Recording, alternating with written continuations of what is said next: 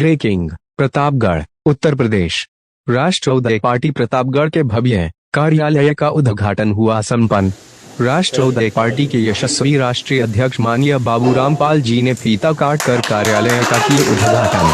सूबे के प्रतापगढ़ में राष्ट्रोदय पार्टी का कार्यालय उद्घाटन समारोह दिनांक 16 नवंबर को भव्यता के साथ संपन्न हुआ, जहां प्रतापगढ़ राष्ट्र उदय पार्टी प्रतापगढ़ जिला कार्यालय का उद्घाटन के शुभ अवसर पर समाज के सुप्रसिद्ध समाजसेवी एडवोकेट नेता स्वर्गीय बी के पाल जी के उत्तराधिकारी युवा नेता प्रखर वक्ता एडवोकेट श्री सुनील चंद्र पाल जी और राजकुमार पाल जी अपने सैकड़ों समर्थकों के साथ राष्ट्र उदय पार्टी में शामिल हुए और कहा कि आगामी दिनों में राष्ट्र उदय पार्टी को प्रतापगढ़ जनपद में एक घर एक लोगों तक पहुंचाने का कार्य करूंगा और आगामी चुनाव नगरपालिका में चेयरमैन और तमाम सभासद जिता कर देने का काम करूंगा और पिछड़े शोषित वंचित समाज के साथ साथ चरवाहा समाज गढ़िया समाज के हक अधिकार के लड़ाई लड़ते रहूंगा।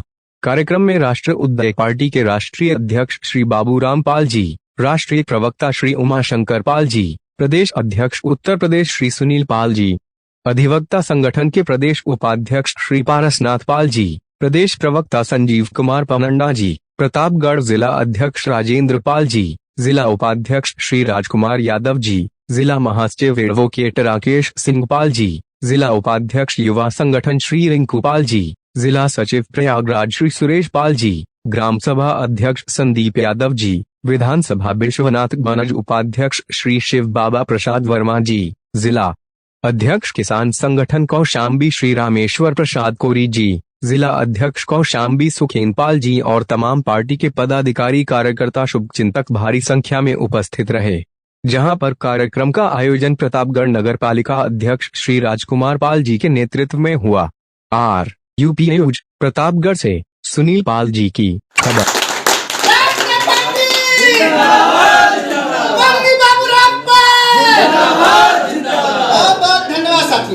बस इसी तरीके से गांव में जो बच्चे हैं ना, लोगों को जा करके उनको इकट्ठा करके चॉकलेट दे करके नारा लगवा दीजिए, पूरे गांव को इसी प्रचार हो जाएगा। सबसे पहले प्रतापगढ़ के इस पावन पवित्र भूमि को प्रणाम करते हुए पुण्य श्लोक राजमाता अहिल्या देवी होलकर जी के चरणों में श्रद्धा सुमन अर्पित करते हुए स्वर्गीय हम सभी के मार्गदर्शक स्वर्गीय श्री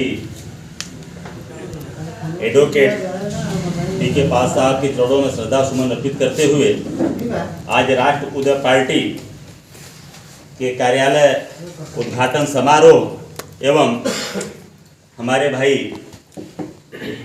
सुनील चंद्र पाल जी, एडवोकेट सुनील चंद्र पाल जी, माननीय राजकुमार पाल जी और तमाम साथी राष्ट्र उदय पार्टी में सम्मिलित हो रहे हैं, तो आप सभी का स्वागत करते हुए मैं आप सभी का जो भी यहाँ पे प्रतापगढ़ के कोने कोने से आप सभी लोग आए हुए हमारे महान भावों का, नौजवान साथियों का मैं स्वागत बंदन अभिनंदन करता हूँ।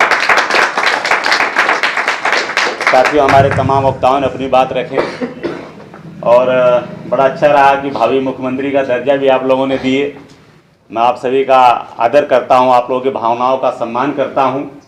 वैसे हमने अपने पार्टी में संकल्प ले रखा है कि हम अपने पार्टी से सबसे पहले अपने लोगों को मैं कुछ बनाऊंगा, विधायक, सांसद, मंत्री, मुख्यमंत्री बनाऊंगा, उसके बाद ही मैं बनूंगा।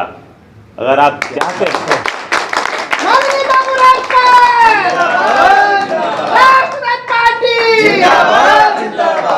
क्योंकि राजनीति हमारी है, तो हमारी लड़ाई मंत्री मुख्यमंत्री बनने की नहीं है, क्योंकि जो मंत्री मुख्यमंत्री बनने की लड़ाई लड़ रहे हैं, ऐसे हमारे समाज के लोग किसी न किसी पार्टी में गुलामी कर रहे हैं, खुद भी बर्बाद हो रहे हैं, अपने समाज भी बर्बाद कर रहे हैं।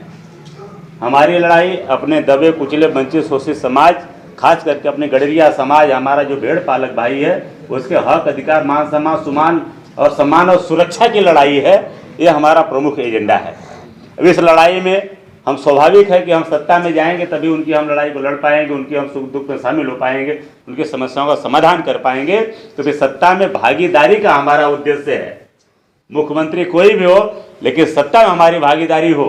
और जिस तरीके से राष्ट्र उदय पार्टी आज दिन रात मेहनत कर रही है पूरे प्रदेश में, हमें पूरा विश्वास है कि आने वाले 2027 के चुनाव में बगैर राष्ट्रोदय पार्टी का किसी की भी सरकार बनने वाली नहीं है। हमारा एक कौम, गडरिया कौम जो है, इस कौम का इतिहास गवाह है। किसी भी जाति से, किसी से, धर्म से कोई भी झगड़ा है या नहीं है, क्योंकि यह कौम सभी जाति का सम्मान करती है, सभी धर्म का सम्मान करती है। राष्ट्रीयता, मानवता, समानता के सिद्धांत पे चलने वाला कौम है। राष्ट्र पे भी जब जब संकट आया होगा, हमारा कौम, गडरिया कौम, बॉर्डर पे रह करके पशुपालन का व्यवसाय करके अपना जीवन यापन करते हुए भी माँ भारती की रक्षा करते रहता है। और घुसपैठियों की खबर, और घुसपैठी अगर घुसपैठ कर रहा है, हमारे फौजी भाइयों से पता होने से पहले हमारे गडरिया समाज को पता होता है, वो खबर दे करके माँ भारती की रक्षा करता है। हमारे प्रवक्ता जी ने बताए, जब काशी शहर ध्वस्त था, काशी भगवान भोलेनाथ की मंदिर ध्वस्त थी, तो उस टाइम पे निर्माण कार्य करने के लिए राजमाता अहिल्या देवी होलकर जी ने आगे आई। तो आज पुनः हमारे भारतीय समाज में एकता ध्वस्त है। ऐसी कई पार्टियां हैं जो कि भाई भाई को लड़ा करके, हिंदू मुसलमान को लड़ा करके सत्ता हासिल कर रही हैं, और कर भी रही है, की भी हैं। उसके बाद भी ऐसी बहुत सी पार्टियां हमारे समाज में है, हमारे प्रदेश में हैं, जो कि बैकवर्ड फॉरवर्ड लड़ाते हैं, दलित और फॉरवर्ड की लड़ाई लड़ाते हैं। 85%, 15% की बात करके ये भी सत्ता हासिल करना चाहते हैं। जबकि सच्चाई ये है कि इस देश से ना तो कोई पार्टी, चाहे मुसलमान की बात करते हो, किसी मुसलमान को न बाहर भेज सकती है, न तो 85% की लड़ाई लड़ने वाले, 15% की लड़ाई लड़ने वाले ये भी जो कहते हैं कि फॉरवर्ड आ रहे हैं, बाहर से आए हैं, उनको भी बाहर नहीं कर सकते हैं। जब किसी को कर ही नहीं सकते हो तो ये देश किस बात का, झगड़ा किस बात का। तो हमारे देश में ये बहुजातीय, बहुभाषी, बहुक्षेत्रीय देश है। ये हमारे देश की खूबसूरती है। सभी जातियों का सम्मान होगा तब खूबसूरती बरकरार रहेगी। तो ये जो खंडित हुई एकता है, इस खंडित हुई एकता को एकता में लाने के लिए भी काम राष्ट्रोदय पार्टी गडरिया कौम के नेता करेंगे, ऐसा हमें पूरा विश्वास है। ये हमारा मुख्य उद्देश्य होगा। और दूसरा एक पालक समाज है, पालने वाला है। लेकिन पालते पालते ऐसा लोकतंत्र में हुआ, इतनी दुर्दशा हो गई कि आज पालक समाज को ही लोग नकारा, निठल्ला, निकम्मा, ये सारी उपलब्धियां मिल रही है। पालक हमने क्यों कहा? पालक इसलिए कहा कि आज ही एक तरीके में शोषण भी कहूंगा कि जो स्वर्गीय एडवोकेट बीके पाल बाबू जी का जो संघर्ष रहा, जब बहुजन समाज पार्टी संघर्ष कर रही थी, बहुजन समाज पार्टी कोई झंडा उठाने वाला नहीं था। उस समय पे 1989 यानी 1984 में बहुजन समाज पार्टी बनी। 1989 के चुनाव में टिकट मिल गया एडवोकेट बीके पाल बाबू जी को। पूरी तरीके से वोट और नोट लगा करके पूरे क्षेत्र में घूम घूम करके बहुजन समाज पार्टी की जमीन को तैयार कर दिए। जब एक खंडहर था, मतलब खंडहर भी नहीं था इनका, तो इमारत को जोड़ करके ईंट पत्थर बना करके वोट और नोट का इकट्ठा कर करके बहुजन समाज पार्टी जब जमीन तैयार हो गई, तो फिर हमको नहीं लगता कि 1989 के बाद फिर जब बाद में 94 के बाद जब सत्ता में गठबंधन में ही सत्ता में आई, या साथ में बहुजन समाज पार्टी सत्ता में आई, तो हमको नहीं लगता कि इनको कभी लोकसभा का टिकट मिला होगा, विधानसभा का मिला होगा, कब उसका MLC बना दिए होते, कब उसका राज्यसभा बना दिए, उन्होंने भेज दिए होते। हमको नहीं लगता है कभी भेजा गया मतलब जो उनके पास कुछ नहीं है तो वो आपको सब कुछ देंगे, क्योंकि चूंकि आप लड़ो, अपना वोट और नोट अपने समाज इकट्ठा करके उनकी जमीन तैयार कर दो। तो ये हाल बहुजन समाज पार्टी ने हमारे साथ किया है। उदाहरण हमारे बाबूजी, यही हाल आज जो सत्ता में है अपना दल के भी यही हाल थी। जब पूरे प्रदेश से जिनके पास जमीन, राजनीतिक जमीन तैयार नहीं थी, तो चुनाव लड़ने के लिए गडरिया समाज के तमाम नेताओं को दे दिया गया। चुनाव लड़े, जमीन तैयार की, वोट तैयार किए, कार्यकर्ता तैयार हुआ, पदाधिकारी तैयार हुए, वोट बैंक तैयार हुआ। जब गठबंधन में आ गए, गठबंधन के आने के बाद अपना दल का एक भी टिकट अब तक गडरिया समाज को नहीं मिला। आप लोग कहेंगे हम तो प्रतापगढ़ में, यहां से तो गडरिया समाज का एक विधायक था जी, लेकिन वो विधायक अपना दल का था, ऐसा कर सकते क्या आप लोग? जी नहीं कर सकते। अरे अपने दल का कुछ काम नहीं किया पार्षद। नहीं काम नहीं, अपना दल का सिंबल था, कार्यकर्ता भारतीय जनता पार्टी के थे, 50-50 थे जी। वो भी उपचुनाव में। और जब फिर मेन चुनाव आया तो क्या हुआ, पत्ता साफ। और उसके बाद और भी नेता इसी धरती से शुरुआती दौर से, स्थापना के समय से अपना दल को सींचने वाले, जन जन तक पहुंचाने वाला, पूरा जीवन समर्पित करने वाले नेता, उनके हाथ में क्या है, कुछ नहीं। तो हमारे कहने का तात्पर्य आपको कोई देने वाला नहीं है। यही हाल हमारा भाई समाजवादी पार्टी बढ़िया है, पड़ोस में कार्यालय खुला है तो बड़ा अच्छा है, ये कार्यालय जिला कार्यालय बगल में है, बहुत अच्छा है। हम भाई है, मानते हैं भाई है। हमारे वक्ताओं ने बताया कि सत्ता में पहुंचाने के लिए हम लोग मेहनत कर रहे थे, लेकिन इनकी भी करतूत जरा जोड़ लीजिए। भाई भाई के नाम पे टिकट का तो छोड़िए, इन लोगों को टिकट के खांचे में हम गडरिया समाज फिट बैठता ही नहीं है, क्योंकि जो दौलत लगता है, बाहुबल लगता है, भाई तो हमारे पास है नहीं, हम तो सीधे साधे लोग हैं, कमाने खाने वाले लोग हैं, उतनी दौलत तो है नहीं। चलिए कोई बात नहीं, टिकट नहीं मिलता है, या कम से कम भाई भाई रहते संगठनवा में तो जगह दे देते हैं। संगठन में 27 जिला, आपका पूर्वांचल शासन और भी जिला पकड़ ले, लगभग हम 50 जिलों के इधर बता दे, लगभग 40 जिले में 30 साल समाजवादी पार्टी को बन के हो गया, एक भी जिला अध्यक्ष नहीं बनाया। कुछ समय के लिए डॉक्टर अवंतनाथ जी थे जौनपुर में, पूर्णकालिक वो भी नहीं थे। 30 साल में एक जगह जिला अध्यक्ष नहीं, और 30 साल में पूरे पाल बगल गडरिया समाज के लोग किसी को प्रदेश अध्यक्ष नहीं, कोई बनाए किसी को प्रदेश अध्यक्ष। राष्ट्रीय अध्यक्ष हम लोग मान के चलते हैं कि उनका आने वाला चौथी पीढ़ी रहेगा ही। भैया आपको टिकट भी जगह नहीं, संगठन जगह, फिर काहेगा भाई भाई। इसलिए जरूरत हुआ, जो खंडित हुआ है ये समाज, इन सबको इकट्ठा करके लाने का काम राष्ट्रीय पार्टी करेगी, और ऐसे नहीं करेगी। हमारे पास मिशन भी है। जैसे आज भारतीय जनता पार्टी हम ओबीसी समाज में झगड़ा लगाती है, हालांकि कुछ हद तक सत्य भी है कि ओबीसी समाज का सारा हिस्सा यादव खा गया, ये पूर्ण सत्य नहीं है। हम तो देखते हैं आज का सचिवालय सचिव, प्रमुख सचिव आप देखने जाए तो यादव से ज्यादा तो पटेल भाई है, मौर्य जी भी इनसे ज्यादा है।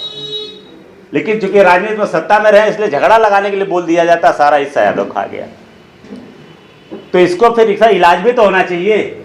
इसका इलाज करने के लिए राष्ट्रीय पार्टी सामाजिक न्याय समिति की रिपोर्ट लागू कराने के लिए ये आवाज उठा रही है। जब सामाजिक न्याय समिति की रिपोर्ट लागू हो जाएगी, मतलब ओबीसी के 27% आरक्षण जब बंटवारा हो जाएगा, तो भाई हमारा जब बंटवारा हो गया, हमारा हिस्सा मिल गया, हम जब मेहनत करेंगे, लड़ेंगे, पढ़ेंगे तो आगे बढ़ेंगे अपने हिस्से में, तो फिर झगड़ा खत्म होगा कि नहीं खत्म होगा? होगा, बिल्कुल। तो हम ओबीसी समाज से झगड़ा करने के, खत्म करने की भी लड़ाई लड़ रहे हैं, और जिनको हिस्सा हक अधिकार नहीं मिला है उनको हक अधिकार देने की लड़ाई लड़ रहे हैं। इस लड़ाई में हम चाहते हैं भारतीय जनता पार्टी पहले सत्ता से हटे, क्योंकि जब सत्ता से हटेगी तभी तो आरक्षण बचेगा। मगर रहेगी जिस तरीके से बेच रही है, जहाँ आरक्षण से नौकरियां मिलती है, वो जब बेच देंगे तो न रहेगी नौकरी, न रहेगा आरक्षण। तो इसको भी तो हराना है, इसलिए भी हम लोग मेहनत कर रहे हैं। अब इस मेहनत में अब कितना बाकी लोग साथ देते हैं, क्योंकि ज्यादा जिम्मेदारी जिनको मुख्यमंत्री बननी है उनकी है। हम लोग तो फिर जिम्मेदारी है भैया अपना पहले हक अधिकार सुनिश्चित करना है। आज हमारे साथ जो अत्याचार अन्याय होता है, हमारे गरीब भाइयों का जो भेड़ बकरी चरा रहे हैं गाँव में, जंगल के किनारे, नदी के किनारे, आज सबसे ज्यादा पूरे हिंदुस्तान में अगर किसी के साथ अत्याचार अन्याय हो रहा है तो हमारे पशुपालकों के साथ हो रहा है, और किसी के साथ हो रहा है। भाई जो दलित समाज, वंचित समाज था, उनको डॉक्टर भीमराव अम्बेडकर जी ने संविधान में तो सुरक्षित कर दिए, उनके लिए आरक्षण संरक्षण दोनों है। और जो बाकी सवर्ण भाई है तो पहले से सबल है। लेकिन सबसे बड़ा पिछड़ा समाज, अगर भटकता समाज है, जंगल जंगल दरी के किनारे खेती में पूरी अपनी जिंदगी भर की कमाई, अपनी बहन बेटी, अपनी मान मर्यादा लेकर के भटक रहा है, इसके लिए कोई आरक्षण नहीं, कोई संरक्षण नहीं। तो क्या अन्याय है कि नहीं है? ये होना चाहिए कि नहीं होना चाहिए? तो क्या इनके लिए कोई आवाज उठाता है? 27 साल तक पिछड़ों के समाज, दलितों के समाज सरकारी तो रही उत्तर प्रदेश में। अगर गडरिया समाज के साथ कभी अत्याचार होता है, पूरी भेड़ें लूट ली जाती है हत्या करके। एक भी ट्वीट कोई, अगर एक भी प्रेस काउंसिल कोई मायावती जी का बता दिया हो, अगर आप लोग पास रहे तो बता दीजिए कि गडरिया समाज के साथ अत्याचार अन्याय हुआ, उनकी भेड़ पालकों की हत्या हो गई, भेड़ों की चोरी हो गई, एक भी उनका ट्वीट आया हो या तो प्रेस कॉन्फ्रेंस आया हो, आया है क्या कभी? तो क्यों भैया, जब हम वोट लेने के लिए 85% है, हमारे अत्याचार पे आप चुप्पी साधेंगे तो हमारी उनकी लड़ाई कौन लड़ेगा? हमको आपको लड़ना होगा कि नहीं लड़ना होगा? यही अखिलेश जी की भी रही है। इसलिए हम ये चाहते हैं कि इस लोकतंत्र में जितने भी दबे पिछड़े समाज के लोग हैं, हर लोग अपनी बिगड़ी स्वयं बनाएं। आपकी बिगड़ी कोई बनाने वाला नहीं है। धर्म के नाम पे, जाति के नाम पे वोट तो लेने वाले हैं, लेकिन बिगड़ी कोई नहीं बनाएगा। बिगड़ी आपको अपनी बनानी पड़ेगी। और एक संगठन से गठबंधन का दौर है। पार्टियों का जितना, जिस पार्टी का मजबूत जितना संगठन होगा, उतने ज्यादा मजबूत गठबंधन होगा, उतनी ज्यादा सरकार में भागीदारी होगा। तो हमारा गड़रिया समाज की कौम लगभग आज 10% है। हर विधानसभा में 25,000, 30,000, 40,000 तक जनसंख्या है। लेकिन वैसे लोगों ने पर्दा डाला पड़ा हुआ है। हम सोए पड़े लोग हैं। जब हम आगे बढ़ेंगे तो आपके साथ सब चलने वाले लोग हैं।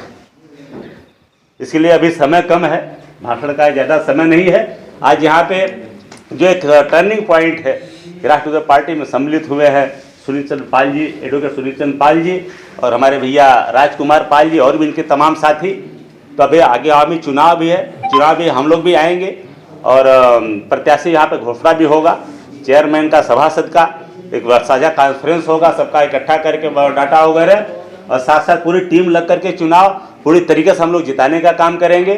क्योंकि अब पता है हमको, हम न्यायप्रिय समाज के लोग हैं, राजमाता अहिल्या देवी होलकर के वंशज हैं। जब न्याय की बात हम करेंगे, सबके अधिकार की बात करें, सम्मान की बात करेंगे, तो हमारा भारतीय समाज चाहे किसी भी जाति धर्म का व्यक्ति होगा, आपके साथ चलने का काम करेगा, ये हमें पूरा विश्वास है। तो इन्हीं चंद शब्दों के साथ मैं बहुत बहुत शुभकामनाएं देता हूं एडवोकेट सुनील चंद्र पाल जी को और राजकुमार पाल जी को और आप सभी सम्मिलित आज राष्ट्रीय पार्टी में जो हो रहे हैं आप सभी को, और जो भैया नहीं भी हो रहे हैं और हमारी बातें देख रहे हैं, सुन रहे हैं, वो भी हमारे हैं। हमें पूरा विश्वास है, आज नहीं तो कल यह सभी लोग हमारे साथ आएंगे। तो जब भी जरूरत एक दूसरे की पड़ेगी, सुख में, दुख में, सत्ता में, संघर्ष में, हम सब साथ रहेंगे। इन्हीं चंद शब्दों के साथ मैं अपनी वाणी को विराम देता हूँ। धन्यवाद। जय हिंद। राष्ट्रीय पार्टी जिंदाबाद जिंदाबाद, पांडे बाबू राम पाल जिंदाबाद जिंदाबाद। और इसी के साथ